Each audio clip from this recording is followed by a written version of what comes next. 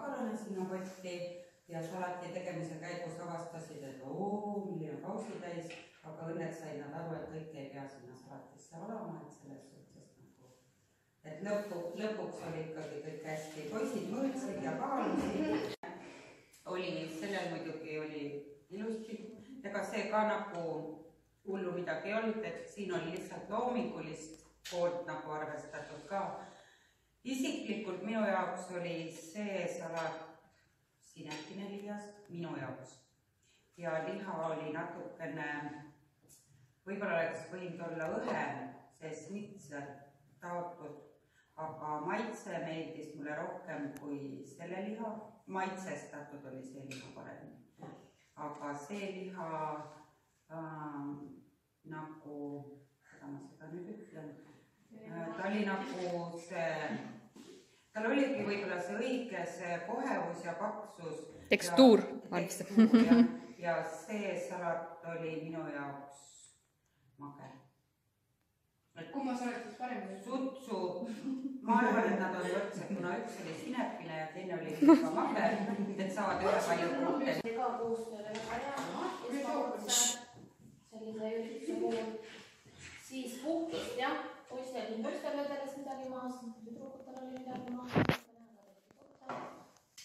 Testi nõusid ikkagi kogu aeg, ei olnud nii, et sina ei tee seda, sina ekstu või et iga üks ikka tegi midagi. Keegi vähemalt ütles või võttis keegi kellegi töö üle, tegi ise edasi. Muidu väga hästi kõik oli selles mõttes, aga maitselt ka. See oli väga hästi serveeritud, väga ilus. Siin natukene minu jaoks tundub see rohkem nagu purgisalat, kõike natuke liiga palju. Aga mõlemas oleks meid olla natukene rohkem soola, natukene mageli, salat nii mõlemal. Aga jah, nüüd oli väga. Kuidas liha? Liha oligi, minu liha oli, see oli väga hea liha. Ja see on nagu küpsetatud nagu krõbedaks, kuna mulle meeldi ikkagi natuke krõbedam värk, siis liha oli ka väga hea. Aga natukene maitseid, soola natuke juurde ja super on see. Salatiga oli siis nii, et jah, mõlemad olid natuke magedavõitu. Siin on siis kaunistust, et see on väike pluss. Ja liha poolest, et see on natuke minu jaoks liiga vähe tambitud, et natuke toore võitu tundub ka. Et see minu maitse poolest sobib see natuke rohkem, et on natuke rohkem krõbedam näeb välja ja siis natuke rohkem on küpsetatud. Aga mõlemad olid lõõvad.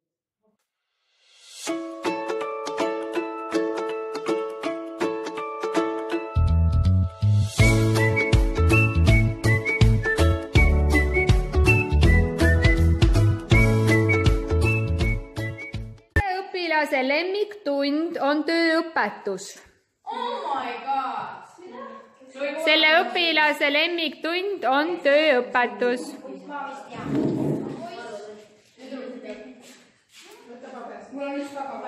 Selle õpilase sünnipäev on 8. juunil. Selle õpilase sünnipäev on 8. juunil. Selle õpilase jalanumber on 43. Selle õpilase jalanumber on 43. Selle õpilase isa nimi on Hardi. Selle õpilase isa nimi on Hardi. Selle õpilase lemmiktoit on praekartul. Viimane küsimus. Selle õpilase lemmikvärv on beebiroosa. Beebiroosa. Nüüd ma tean. Beebiroosa.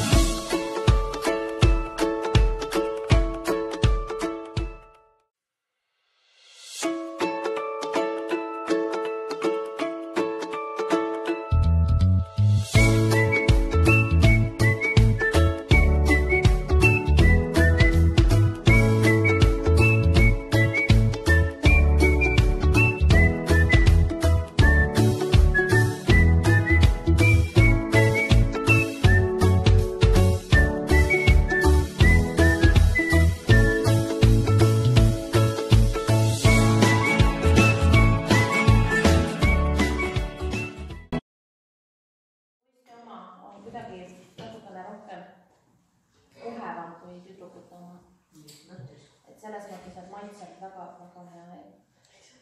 Et tüdrukutel vist oli olnud, et vahetasid temperatuuri või? Mõned olid ahjus. Et võib-olla äkki see natukene mõjus minu sellele kerkimisele. Aga muidu ka väga hästi tehtud. Kaunistused. Samad sõnad, et esimese selle soolase toidu juures oli hirmus paanika, siis nüüd oli juba täpselt teada, et loeti retsept ilusti läbi, rahulikult kohe hakkas tööjaotus ja mulle meeldis ka poistama rohkem, kuna oli niisugune õhulisem või kohevam ja tüdrukute asemel mina oleks jätnud isiklikult selle suhkruglasuuri sealt pealt. No väga tore, et meid siia kutsuti kohtunikeks, te olite üldse niisugused lahedad. Me alguses natuke kahtlesime ja kõhklesime, kuidas te selle retsepti lugemise ja toidu tegemisega saate hakkama. Et igaüks ju teab, kui palju ta oma laps kodus on midagi teinud. Et selles suhtes nagu müts maha teie eest, ennast ilmselt nälga selgelt ei jäta, kui võtate mingi lihtsa retsepti ette, midagi ikka kokku oskate endale keeta. Ja siis tulemused tänaseks päevaks on sellised, et te kahjuks jäite viiki.